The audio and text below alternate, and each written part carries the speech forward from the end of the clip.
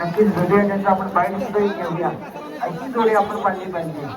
कारण आपण काही मिनिटापूर्वी दादांची मुलाखत घेतली होती. दादा बैल पळून आलेत, काय सांगा?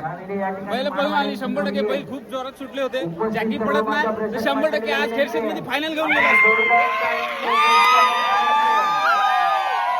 दादा आता मला सांगा, आता बरेच चिखलीला बैल मस्ती करतो, बैल मस्ती करतो. नाही नाही ना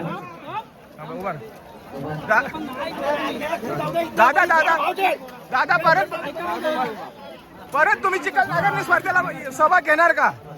बघूया, प्रयत्न करू नेक्स्ट टाइम. परंतु जॅकी चांगला असेल तर आजची फायनल होती आणि हे आज महाडकरांनी दाखवून दिलं असतं. दादा तुम्ही बैला आणला होता, तुमचं नाव पाहिली, काय सांगाल? मी तर सांगेन अभिनंदन आहे, पण माझं नाव झालं इथे, मला माहिती आहे.